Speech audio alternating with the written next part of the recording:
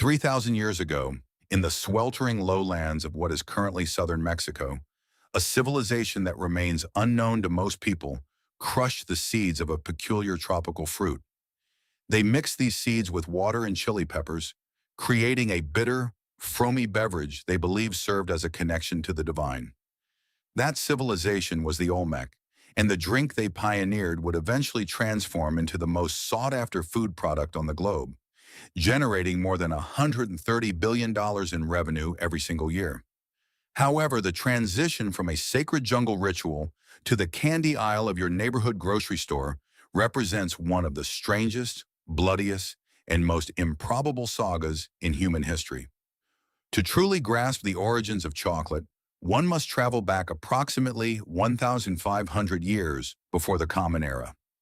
The Olmec civilization, frequently referred to as the mother culture of Mesoamerica, flourished in the tropical lowlands along the Gulf of Mexico. These were the individuals responsible for carving the massive stone heads often featured in history textbooks. Deep within their territory, cacao trees grew wild in the shaded understory of the rainforest. The Olmec realized something that would alter the trajectory of human civilization. They discovered that if the pulp surrounding cacao seeds was fermented, and those seeds were subsequently dried and roasted, they could be ground into a paste. This paste produced a drink unlike anything else found in nature. The earliest archaeological evidence of cacao consumption comes from pottery vessels discovered in Honduras and Belize, with residue traces dating back over 3,000 years. To the Olmec, this was not merely a casual beverage. It was something sacred. When the Olmec civilization eventually faded, their knowledge of cacao did not vanish. It was passed directly to the Maya, who integrated chocolate even more deeply into the core of their culture. The Maya word cacao is actually the source of our modern term. For the Maya, this drink was woven into nearly every significant milestone of life, including birth ceremonies, marriage rituals, funerals, and religious offerings to the gods. Cacao is depicted in Maya art, featured in their hieroglyphs, and central to their creation mythology. The Popol Vuh, the sacred Maya text, describes cacao as one of the substances the gods utilized to create human beings. Consider that for a moment. They did not just enjoy chocolate. They believed humanity was literally constructed from it. However, the Maya did not consume chocolate in the manner we think of today. There was no added sugar and no milk. Maya chocolate was a thick, bitter, and occasionally gritty beverage made from ground cacao paste blended with water, cornmeal, chili peppers, and vanilla. They would pour the liquid back and forth between vessels to generate a highly prized layer of foam on top. That foam was regarded as the most valuable portion of the drink. Some historians suggest the Maya reserved their highest quality cacao drinks for royalty and priests, while commoners might have consumed simpler versions. Cacao beans themselves became so valuable that they functioned as currency throughout Mesoamerica. A turkey could be purchased for 100 cacao beans, while a slave cost around 1,000. Money literally grew on trees. This is where the narrative takes an unexpected turn. By the time the Aztec Empire rose to power in central Mexico during the 1400s, cacao had become the most prized commodity in the region. But there was a catch. Cacao trees cannot grow in the dry, high-altitude climate surrounding the Aztec capital of Tenochtitlan. The Aztecs had established one of the largest and most sophisticated civilizations in the Americas. Yet they could not cultivate their own chocolate. Consequently, they did what empires do. They conquered the regions where cacao thrived and demanded it as tribute. Massive quantities of cacao beans flowed into Tenochtitlan from conquered provinces. Some estimates indicate the Aztec Empire collected nearly 200 loads of cacao beans annually in tribute alone, with each load weighing roughly 50 pounds. The Aztec Emperor Montezuma II reportedly consumed as many as 50 cups of chocolate a day, served in golden goblets. The Aztec version of the drink was called zocolotl, which translates roughly to bitter water. Just like the Maya before them, the Aztecs believed cacao was divine in origin.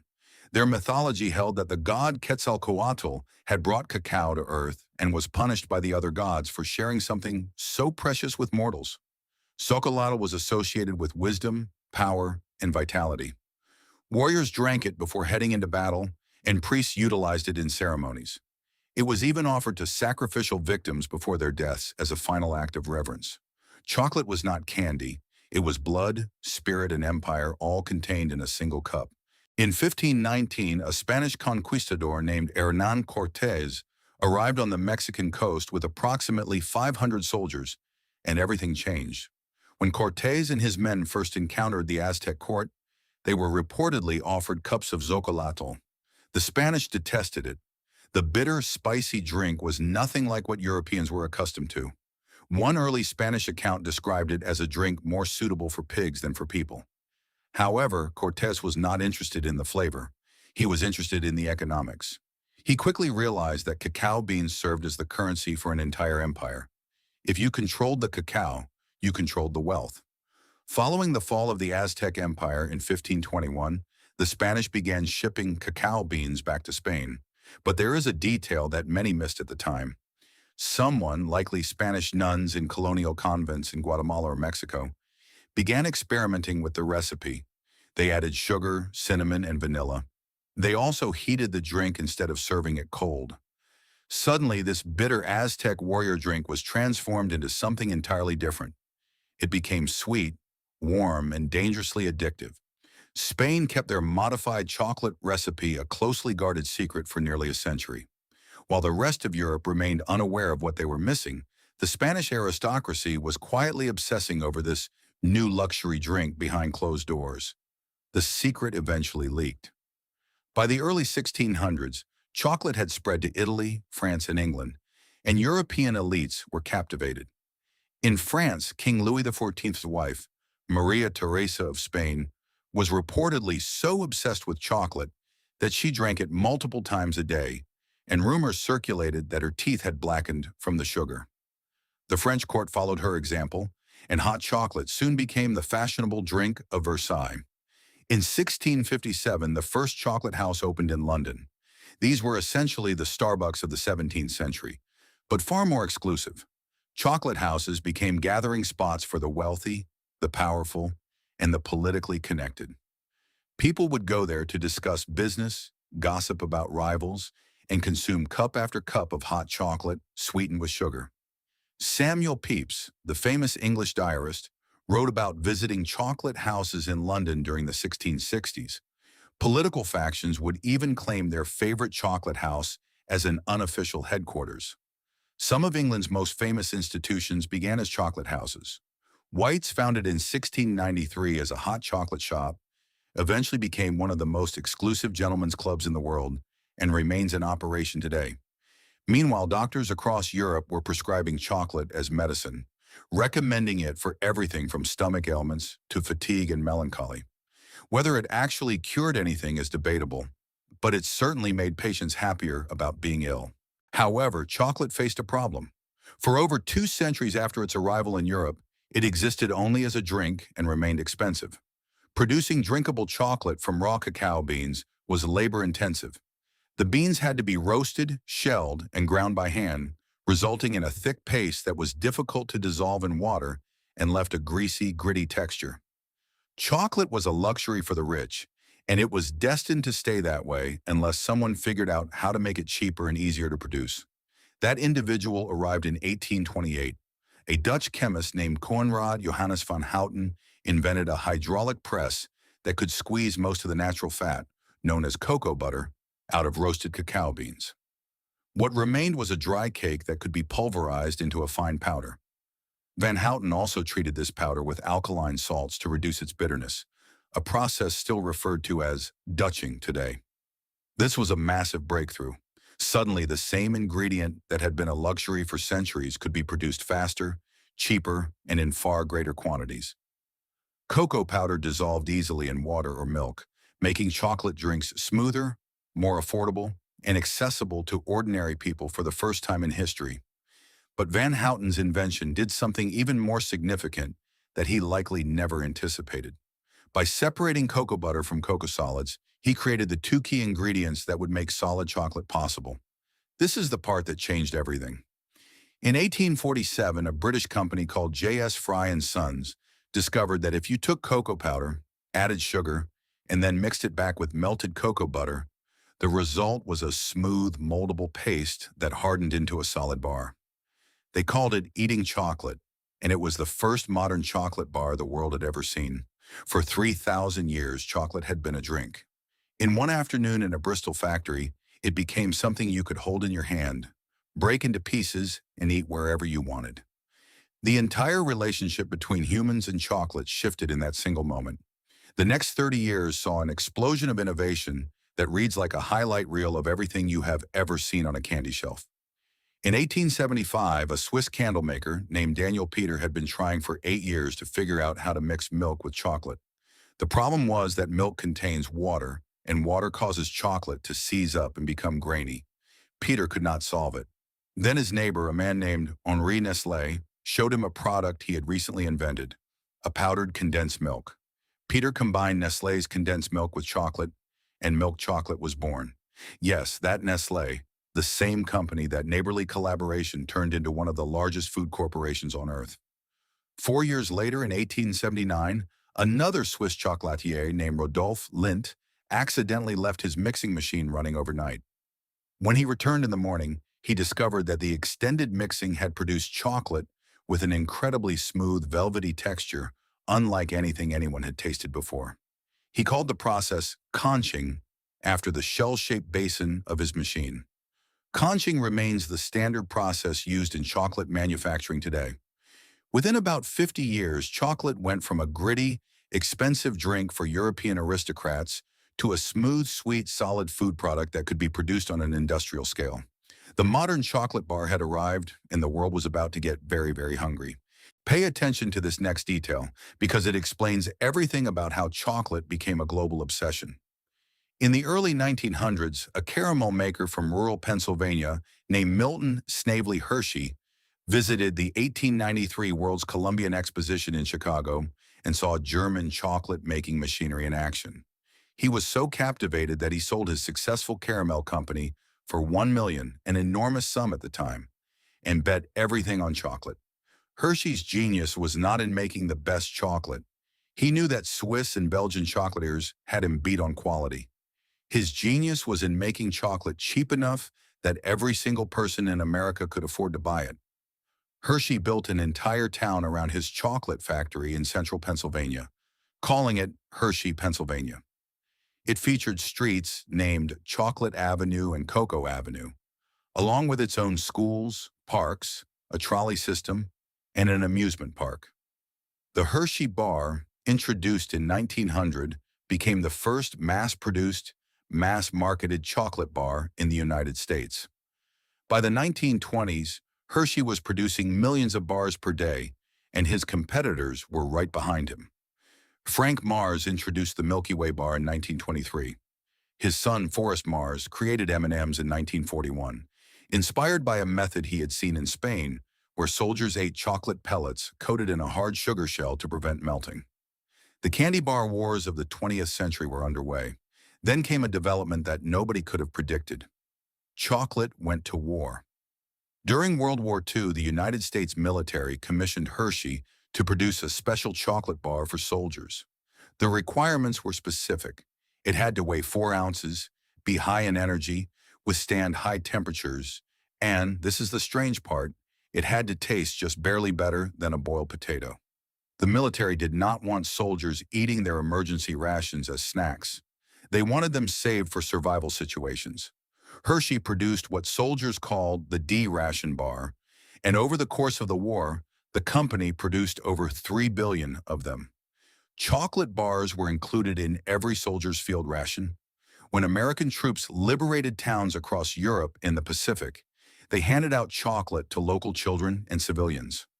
An entire generation around the world got their first taste of chocolate from an American GI. After the war, chocolate consumption exploded globally. Returning soldiers were hooked, and the international demand created by wartime distribution opened up new markets everywhere. Mars, Cadbury, Nestle, and Hershey raced to dominate the post-war candy market. In Britain, Cadbury had already been a household name for decades. The Cadbury family were Quakers, who originally entered the chocolate business partly as a moral crusade. seeing chocolate as a wholesome alternative to alcohol and gin, which were ravaging the English working class. John Cadbury opened his first shop in Birmingham in 1824, and his sons later built the model village of Bournville for their factory workers, complete with parks, sports facilities, and decent housing. It was the British version of what Hershey would later do in Pennsylvania. The 20th century saw chocolate become deeply embedded in Western culture in ways that would have been unthinkable to the Maya priests who first brewed it. Valentine's Day became inseparable from heart-shaped boxes of chocolate. Easter became synonymous with chocolate eggs and bunnies. Halloween became the single largest candy-selling event in the United States, with chocolate accounting for the majority of the roughly $4 billion Americans spend on Halloween candy each year. However, this is where most people get the story wrong. They think chocolate is just about candy bars and holiday gifts. The modern chocolate industry is something far bigger and more complicated than a box of assorted truffles. Today, the global chocolate market is worth over $130 billion annually. To put that in perspective, that is larger than the GDP of over 100 countries. The supply chain behind that market stretches from tropical farms in West Africa to gleaming factories in Switzerland and massive distribution networks that touch every continent. Roughly 70% of the world's cacao is grown in West Africa, with Ivory Coast and Ghana alone producing more than half the global supply. The cacao farming industry employs millions of people, the vast majority of whom are smallholder farmers working plots of land smaller than 5 acres. Here is the uncomfortable reality that the chocolate industry has spent decades trying to avoid. Many of those cacao farms rely on child labor. Reports from organizations working in West Africa have documented well over 1 million children working in hazardous conditions on cacao farms in Ivory Coast and Ghana alone. These are children as young as 5 years old using machetes, carrying heavy loads, and being exposed to dangerous pesticides.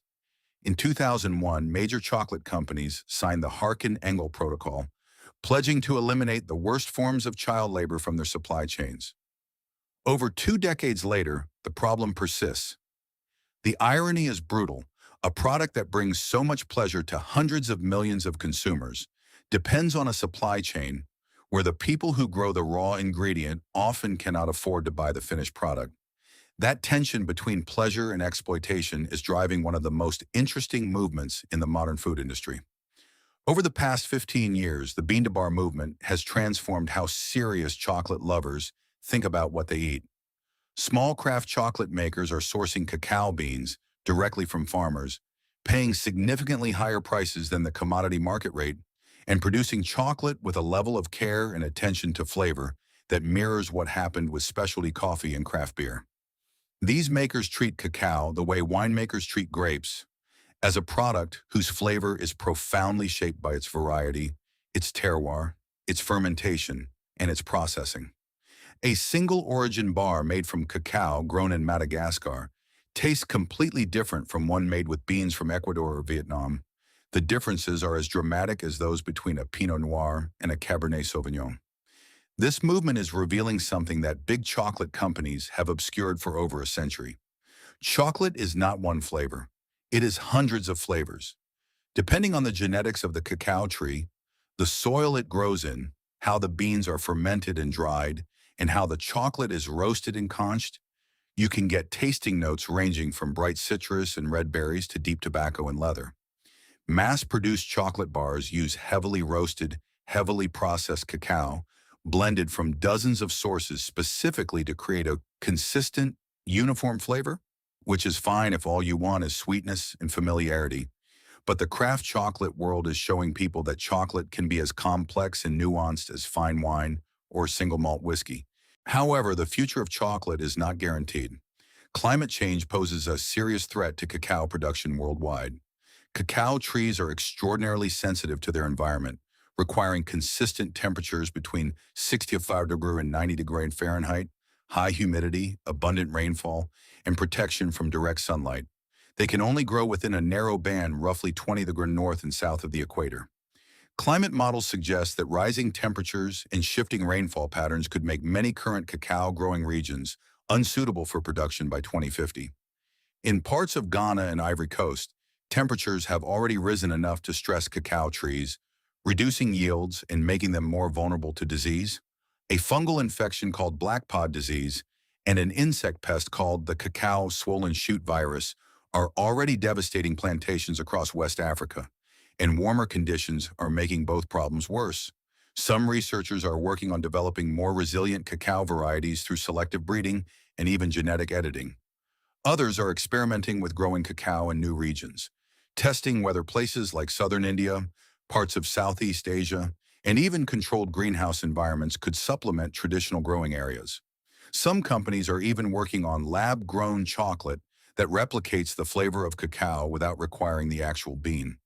Scientists have figured out how to ferment other plant materials to produce compounds that mimic chocolate's flavor profile, though whether consumers will accept the substitute remains an open question. Think about the full arc of this story for a moment.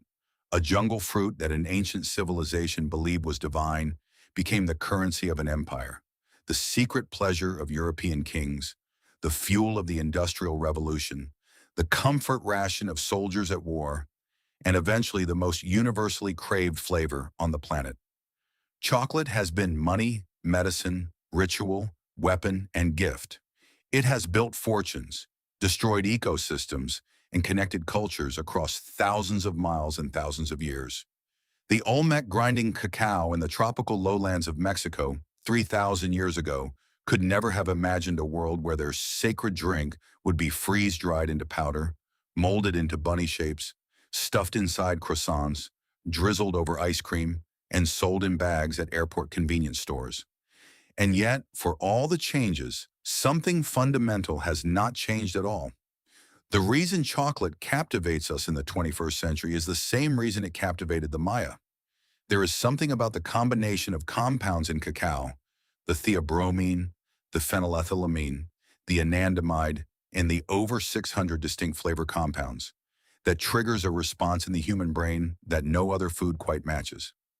Scientists have studied why chocolate cravings are so uniquely intense, and the answer appears to be that chocolate hits multiple pleasure pathways simultaneously. It is not just the sugar or the fat, it is the specific chemical cocktail inside the cacao bean itself, a cocktail that evolution spent millions of years perfecting and that humans stumbled onto in the jungles of Central America 30 centuries ago. From sacred ritual to global obsession, the story of chocolate is really the story of what happens when humans discover something that feels too good to forget. Empires rose and fell chasing it. Inventors spent their lives perfecting it. Today, the average person in the United States eats roughly 11 pounds of chocolate per year without thinking twice about the 3,000-year journey that put it in their hands. That is the history of chocolate, and chances are the next time you break off a piece of a chocolate bar, you will think about it just a little bit differently.